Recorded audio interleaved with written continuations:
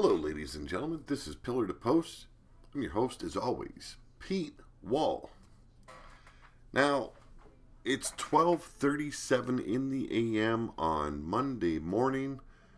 Yes, it is the 16th today. Some of you, it might be a little bit earlier. Some might be a little bit later. Either way, for me, it is Monday morning. Why am I doing this video? Well, I want to give you guys a little bit of an idea of what's coming your way this summer. Summer's just right around the corner. It might not feel like it right now. We've got ice storms going on for the last 2 days, rain pouring down.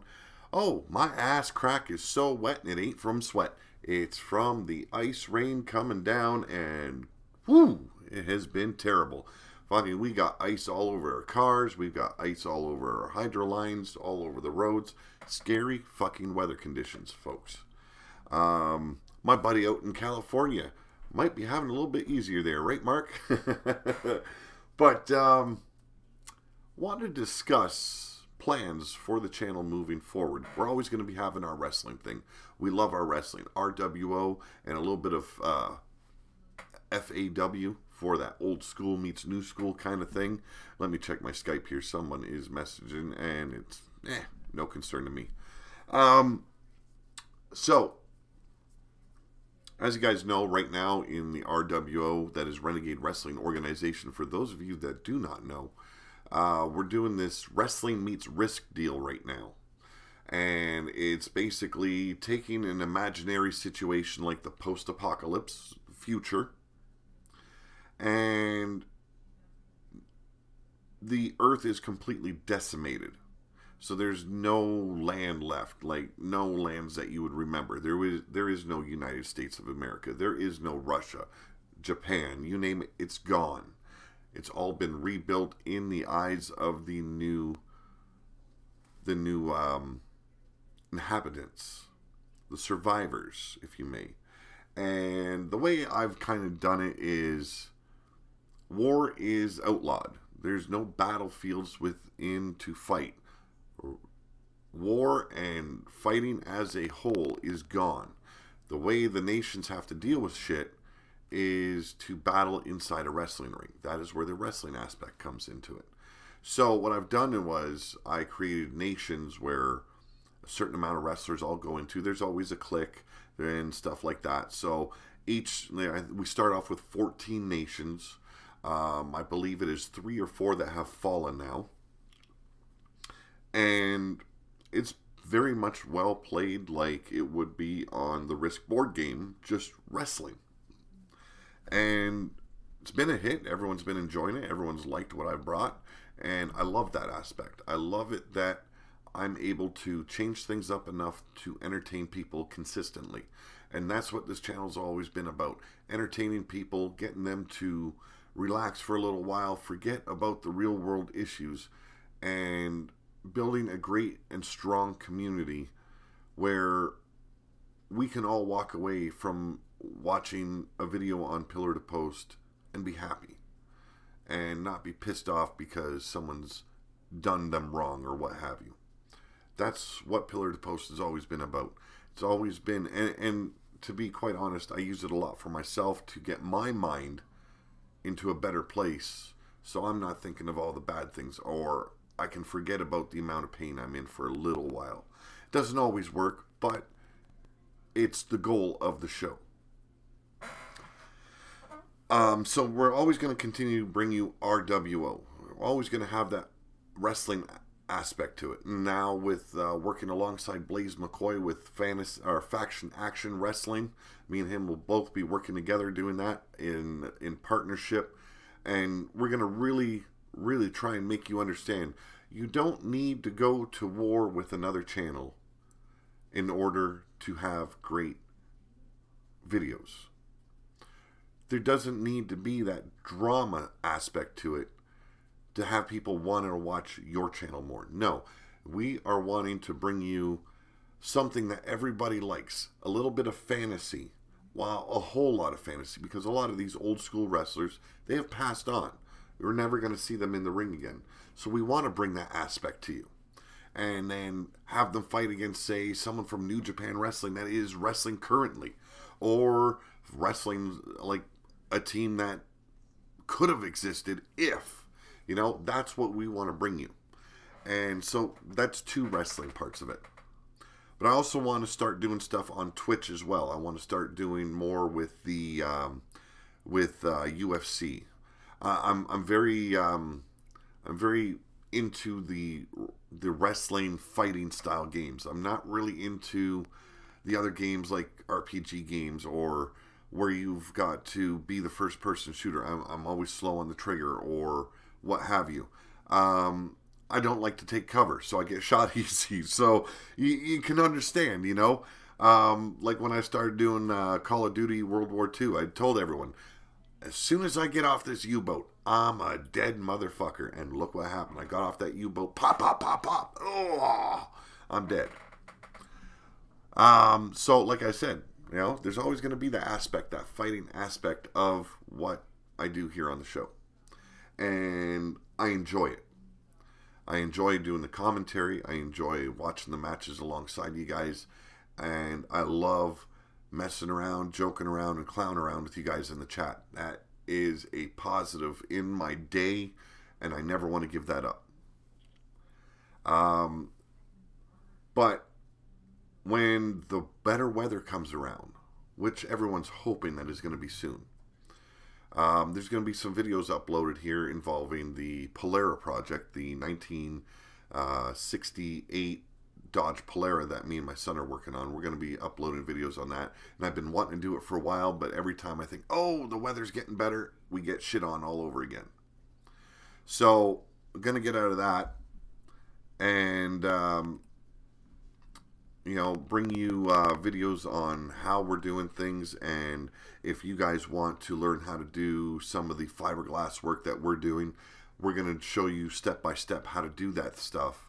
And by no means am I a professional at creating stuff, but I'm learning, and I've already made some huge leaps and bounds with the learning that I've done. And a lot of it has come by way of just natural talent that I have with body work and stuff. And a lot of it I've learned from watching videos myself on YouTube. So we want to bring that here to the channel as well. And I know there's a lot of gearheads on my channel. I know I've spoken to enough of the guys and even some of the women that are really into the cars and the old school muscle and whatnot. This is by no means a muscle car. This is a big freaking land yacht. And it's something that me and my son have been working on for the last year, I'd say, year and a half. I'm very proud of what we're doing. I'm very proud of what we've accomplished so far, and very proud of what abilities I do have that I can teach and pass on to my son, so that way he's not having to run to the garage for every little thing. So that's a big thing that is coming soon. Also, I'm trying to get a little bit better with talking to people when it comes to stuff that I work on privately, say my writing. And I know there's going to be instances, like I've already been asked by the public library if I could do a little bit of a speaking there, read part of the book that I've already published, and I've turned it down because I don't have that confidence to read out loud to people. Doing stuff off the cuff, it's easy for me. It comes naturally. I have fun with it. It's in my head and out my mouth at the same time, and I can flow with that stuff. But having to sit down in front of a group of people and read to them like they're children, or even just like they're other people that are interested in my work, I find that very difficult for me to do. I find it very difficult for me to talk to them and tell them this is how I got started. And no, I don't have an education in literature or writing in general. I love writing. I've always loved writing, and I wrote my first book. I could have probably had 5 published already if I wouldn't have got so frustrated with my handicaps after the accident and thrown a lot of it in the garbage. But I've got my first book published. I'm proud of it, and I want to continue. So what I'm going to be doing is with book 2, I'm going to be reading some of the chapters, at least the rough chapters, the rough before editation, all that.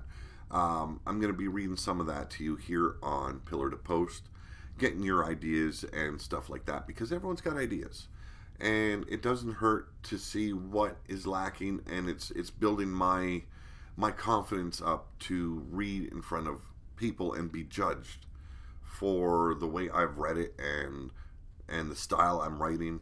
And I'm a very I don't like to be a complex writer. I really don't. In all honesty, I can use some of the biggest words like I want to describe stuff, but why bother writing that way if the reader has to stop reading and look up in a dictionary to see what that word meant? I don't want to write like that. I've never wanted to write like that. I've always loved writing for young, old, middle-aged, smart, intelligent, dumbasses. It doesn't matter who you are. You can read my book, understand, and lose yourself and immerse yourself into the story and the setting. That is what I always wanted to bring in my writing to anyone, from young on and until now. And my writing is by no means on par with what I used to be able to write.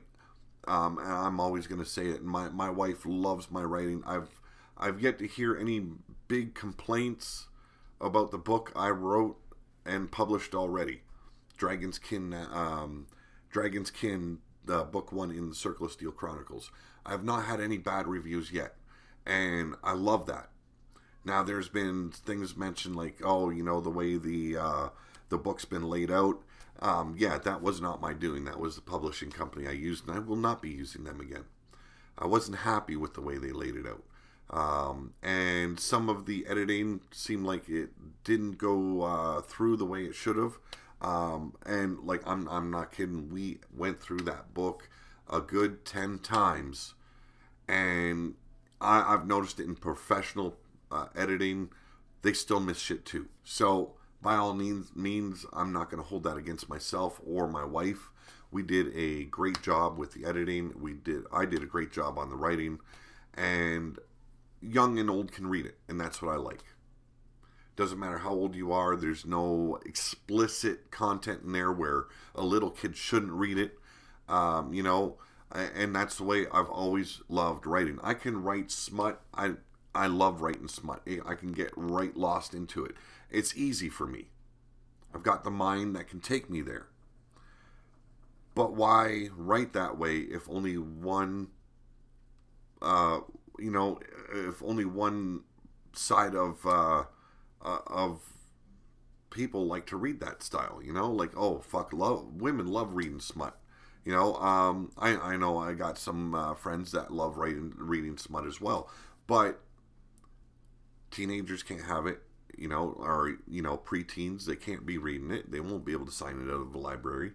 And so, what I got in mind, and I stated, I'm going to use this channel a little bit to read a little bit out of what I'm doing, build up my confidence a little bit so I can do the public speaking a little bit better, and, get better when it comes time to promote the book, that I can actually stand there and answer the questions and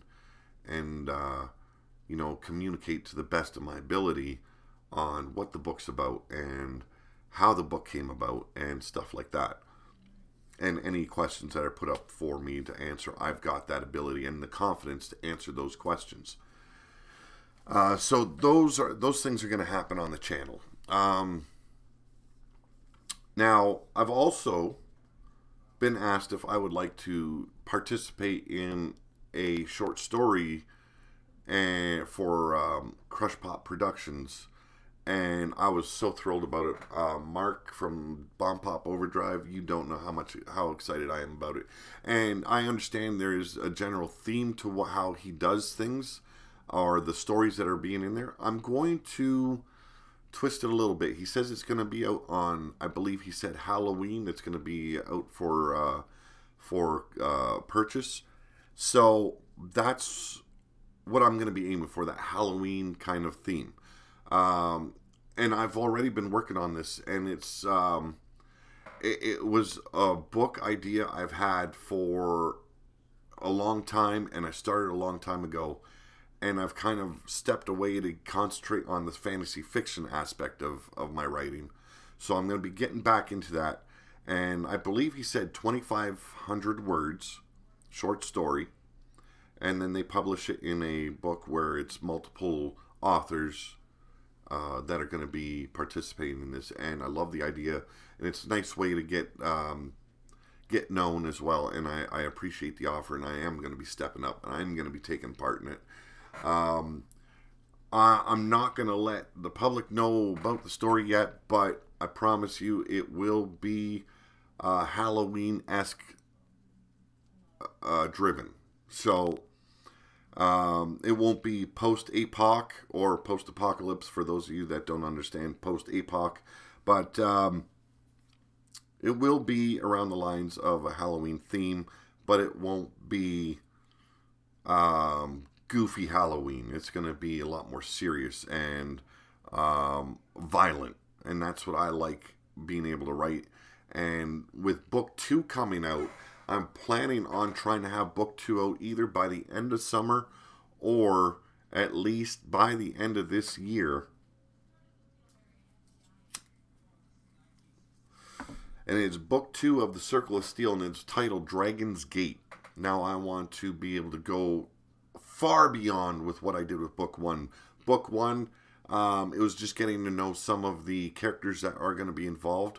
Book 2 is going to be violent. It's going to be in your face, and I want everybody to be a little bit unhinged when they're reading it. I want them to be able to immerse themselves and say, oh my God, I actually got into this world, and wow, is it gory at parts, you know? That's what I'm looking to do. And that's not the generalization I want to go for either. It's not going to be all chaotic and violence, but there is going to be a lot of chaos, a lot of violence in book 2, because that's where the story's going. The story's going to get significantly more dark and violent as the series goes on, but there is going to be that shining light at the end of the tunnel kind of feel as well. So book 1 was getting to know basically the main characters, Solon and Nora, Xander, Alan, Morgova, Caleb, you know, getting to know those characters and starting to introduce the brothers that are lost out of Solon's life that he doesn't remember ever meeting, but they were there, and remembering his past, what he came from, where he came from, stuff like that. Book 2, we're going to be getting more involved with the brothers as well as Solon, continuing his story, but really getting to know the brothers and where their quest is leading them, and it will end up at the Dragon's Gate. Now, I named it a different thing. It's called Drakengard. Drakengard would be the old name for Dragon's Gate. So Dragon's Gate would be the translation. So Drakengard would be the old word for it, and it's not what you guys think. It's not necessarily a gate. And you're going to find that out in book 2. So we've got all that going and wanting to accomplish that. And also, there is the big project we discussed a long time ago, and that's the tabletop wrestling board game. And I want to get serious on that. I'm going to be bringing my 3D printer down here soon to really tweak it, level it out, get it running the way it's supposed to be. And then my part of it is really getting the figures created and set up and ready to go, and helping alongside the developmental part of it, where we're figuring out all the logistics of it and what works with the game, what doesn't work with the game, and I'll be working alongside Mark from Bomb Pop Overdrive as well as Blaze McCoy for that. That is a project that I like to say is between three brothers. And I very much count Blaze McCoy as a brother to me as well as Mark. These guys give you the shirt off your back and help you out as much as you need to. And I don't know, ever since I met them, that we connected, and it's been awesome. And they'll always be brothers to me. So this is a project between three brothers. Might be under different names, might be having different parents, but brothers nonetheless. And we want to bring that to you, and I'm hoping we can get a working prototype done for the end of the year, and that way we can really maybe do a sit-down test online and show everyone what we've got in mind, how things are going to work, and surprise everyone in the end with the ideas we've had running in our mind. That is what is most important to me. I'm just reading the Skype comment here.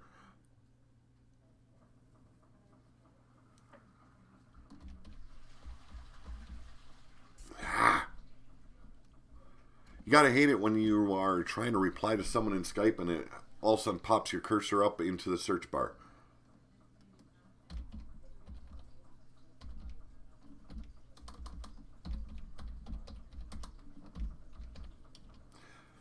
But yeah, like I said, a lot of stuff, a lot of cookie jars. These hands of mine are playing around in, and I appreciate the ongoing support of this channel. I appreciate every single person that goes out of their way to promote the channel, as well as hit that thumbs up. And for the most part, I am very appreciative of the people that have come along and become a part of this circle of steel. And that's what I like to call you guys, my circle of steel. You guys are my circle of steel. You guys help me out in so many ways. You guys have seen me at my worst. You've seen me at my best. And look at the channel as a whole, man. You never see hate going on in the chat. That's what I love seeing. That's what I love seeing.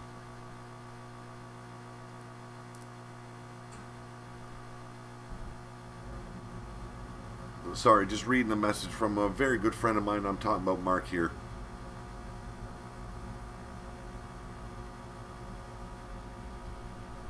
Hunk of bacon, really? Canadian hunk of bacon. Oh my goodness, bro. I'm sorry I had to say that out loud because I started freaking grinning like a fucking fool here, man. So, as for RWO, we're gonna do the we're gonna be doing the whole Wasteland domination until that's concluded. As you guys have heard, I'm going to be doing something for the women on the side because there's going to come a time where they're not going to be able to have much action here in the Wasteland during the Wasteland Domination series.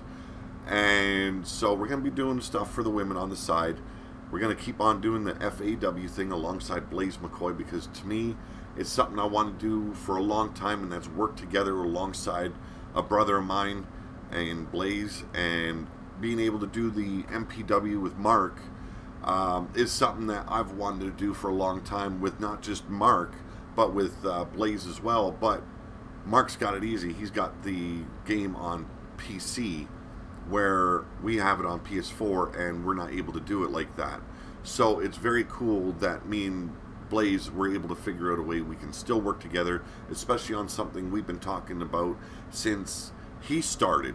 I talked about it way before Blaze came into the picture on the channel, where I'd like to get more involved with the old school style of wrestling, but I couldn't figure it out. And then, woe was me, I figured, oh, I can make 2 fucking accounts on my PS4. So it does work.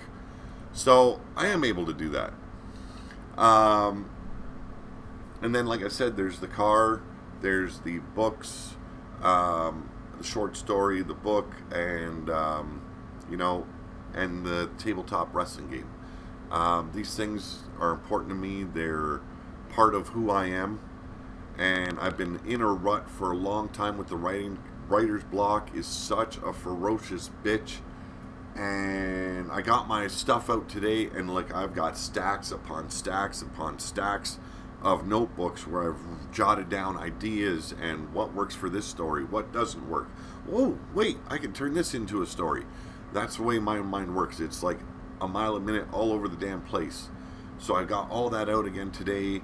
I've been doing little bits of writing for the last 3 days, and so I'm back in that mode. I want to get it done now and bring you guys the action I do here on Pillar to Post, as well as new stuff. So you guys have a great day, a great night, and I hope you have a better tomorrow. Always, always, always have a better tomorrow. Because today might not be the best day, could be a good day, but tomorrow could always be better. That's the way you got to look at life, folks. Advice for anyone out there that wants to stream or that is streaming. I'm going to be real honest here. Anyone that has issues with what we all like to call trolls, and those are the guys that like to step into a stream and stir shit up and start trouble. I've said this in the past. The best way to deal with these guys, deal with them silently, and it goes away. If you ignore them, simply block. They will maybe come back with another account 1-2 times, but if they see you're not lifting your head for it, they stop coming. My biggest advice for anyone out there that wants to get into streaming or that is streaming, sitting in your bedroom, in your living room, in your basement, in your dungeon, in your garage, while you're doing a podcast or anything that you're doing, and you acknowledge them and you start screaming into your mic because it's something they said or they attacked family members of yours or what have you, it is only going to make things worse. Deal with it swiftly and silently. As soon as they start, you hit that block, bada bing, bada boom, out of sight, out of mind. Best advice I can give anyone out there for any kind of issues. Because the way I like my channel, I like to be as positive as possible. And to promote that positivity, I can't be sitting here screaming at someone because they said something in the chat I did not like, or that the chat didn't like. So you hit that block button and you forget about it. Now maybe, just maybe, they come back. Well, you do the same thing. Never ever acknowledge them, because that's when you fell into their trap. Second thing, a little bit more advice. Don't come on to YouTube to compete with other channels. I know there's a lot of channels out there, they want to stir up drama and cause this channel war. And as soon as you bite that kind of bait, you're looking for the wrong kind of attention. Oh, sure, the drama could cause you to get more subscribers, what have you. I don't know. But then your viewers expect it, and that's when you are in trouble, because then you are not able to moderate your channel the way you would have in the past. What I mean by that, well, once you bit that bait and you start warring with another channel and are fighting verbally on your channels back and forth, that opens the floodgates for the trolls. And now how are you supposed to police your channel if you're doing the exact same thing that they're doing to you? Okay? Biggest advice there. Go on to YouTube to do you. Don't go on YouTube to be someone else that you wouldn't be in the real world. And I don't mean by acting like someone else, like I mean like playing a character or whatnot. That's different. What I mean is, don't come onto YouTube and do things that you wouldn't do to others in the real world. Okay? Once you fall into that kind of trap, and once you start going that direction, you you're opening trouble that you don't want to get into, and I really don't want to see anyone fall into that trap. Do your channel. Do you. And the viewers will love you for it. Doesn't matter what you're doing on your show. Doesn't matter what kind of broadcast you're giving them. Always do you. Always be yourself. Always, like me, I go on and do my wrestling thing. I scream, I yell, I do the guttural thing and talk like this and fuck you and fuck that. It is extension of myself. Okay? It's me amped up just a little bit. But the rest of it, it's all me. And that's all I'm ever going to deliver anybody. I would rather help another channel out, build them up, than cut them down at their knees and make them feel like shit that they ever step foot on YouTube. Why do I want to do that? Why would I ever want to do that to anyone? Helping another channel out and building them up helps viewers get in touch with a new channel. Now, I don't always promote a lot of channels on my channel, but I've been trying a lot in the recent weeks, trying to promote as many as I can, because this is a huge community now. There's a lot of people giving me credit, oh, we started this because of you, Pete. You're the godfather. You know what? I will never look at myself like that. Yes, in-game character, sure, why not? But as a person, never. I don't have that kind of ego. I don't have that kind of ego that I will tell people I am the be-all and end-all of the YouTube wrestling era. I will never have that kind of attitude. I actually, and I've said this to Blaze as well as Mark a few times, I hate it when people give me that kind of credit. It's some guys and some women, they have that talent, they have that ability to stick it out, they have that ability to capture people's minds with their imagination, and I'm happy I can do that for people. I really am. But receiving credit for something that they're working very hard to do, very hard for me to accept, because they're putting themselves out there like I am. It ain't because of me. It's because it's something that they love to do. But that's just me. I'm very bad at accepting compliments and stuff like that. So my biggest advice: do you.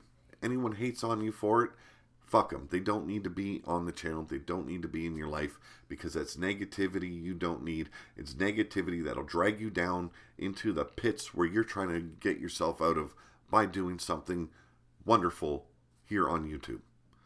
So, ladies and gentlemen, this is Pete Wall once again. You've been watching Pillar to Post. As always, I am out of here.